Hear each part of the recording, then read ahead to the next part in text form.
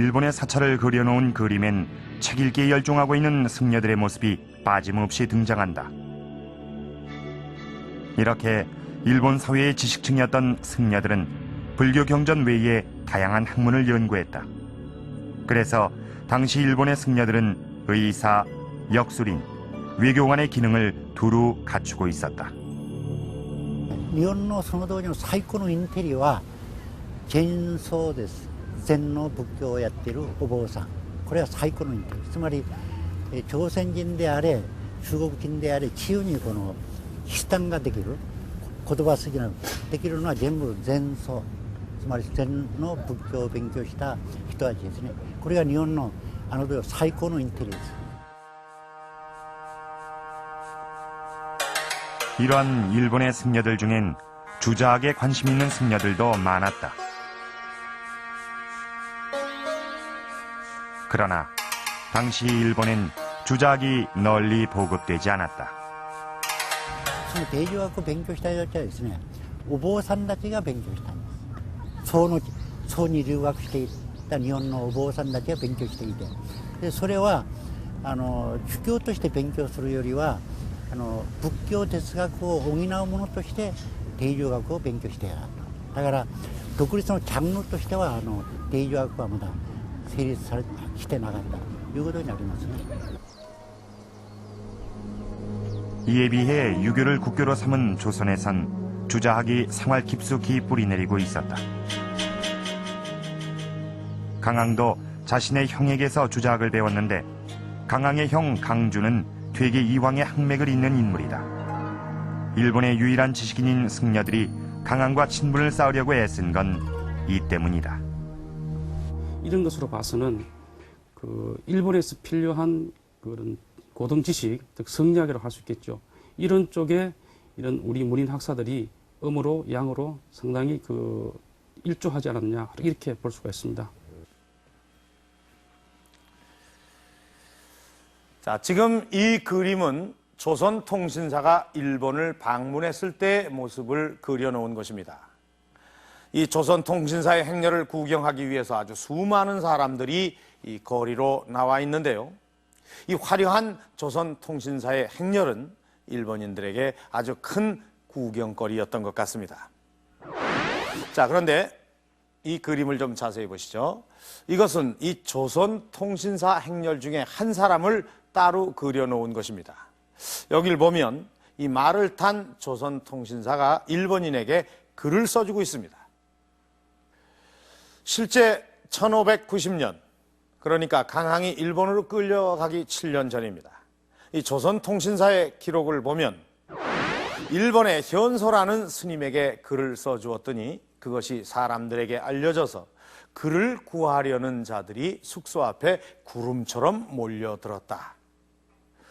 자, 이것은 이 당시의 일본인들이 조선의 앞선 문화에 대해서 갈증을 느끼고 있었음을 보여주는 단적인 예입니다. 특히 주자학의 경우 이 조선은 정치 이념뿐 아니라 이 백성들의 생활 깊숙이까지 주자학, 즉 성리학의 사상이 뿌리를 내리고 있었습니다. 그런데 일본에서는 일부 승려들만이 접할 수 있는 학문이었습니다. 그래서 일본인들에게는 이 강항과 같은 선진 지식을 갖추고 있는 이런 학자들이 필요했던 것입니다. 그래서 이런 지식인들에게는 다른 포로들에 비해서 특별한 대우를 해주었던 것입니다.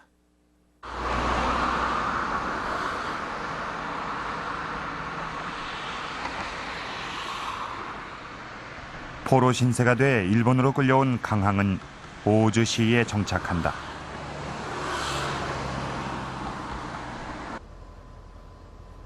지금도 오즈시엔 당시의 흔적인 오즈성이 남아있다. 강항의 가족이 살던 집은 강변을 따라 높다랗게 쌓여있는 오즈성 안에 마련됐다.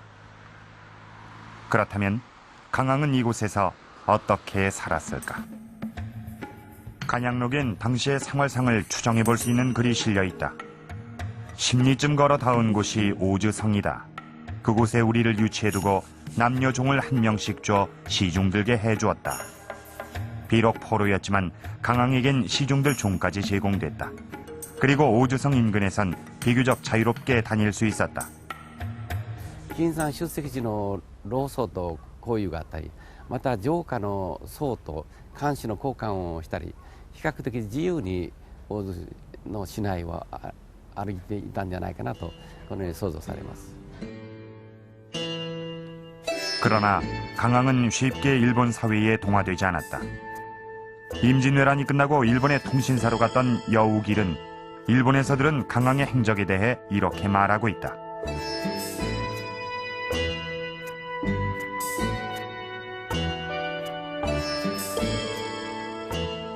강항은 늘 조선선비의 의관을 갖춘 채 글읽기와 글쓰기에만 몰두했다.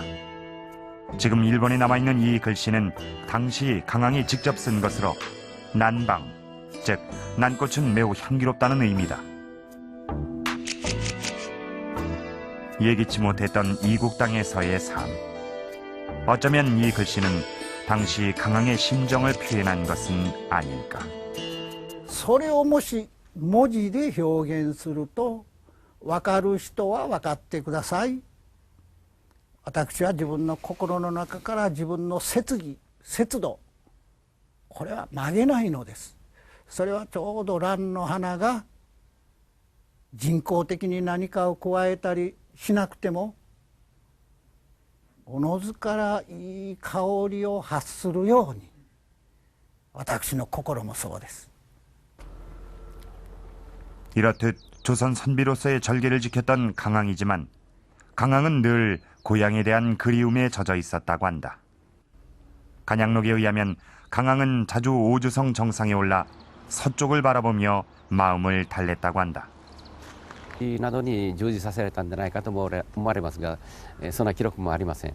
そして、韓藩先生は空城へ登った、いわゆる荒れた城に登って、そして、西の空を眺めて同国した、西すなわち朝鮮ですね、その空を眺めて同国したという記録などあります。また富須山を見てですね、ソウルのナムサンを思い出したんでしょうか。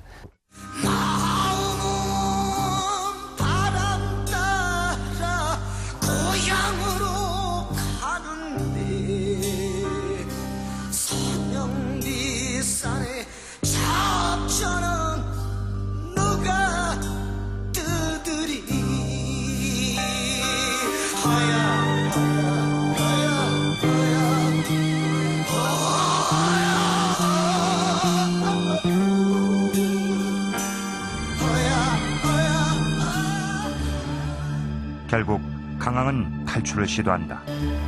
교토에서 도망쳐온 조선 포로를 만나 그와 함께 숲길을 타고 서쪽으로 향했다.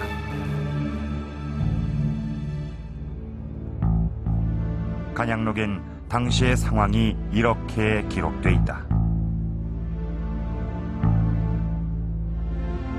외경, 즉 교토에서 도망쳐온 사람이 있어 그와 함께 탈출을 의논했다. 5월 25일 밤길을 타 서쪽으로 빠져나갔다.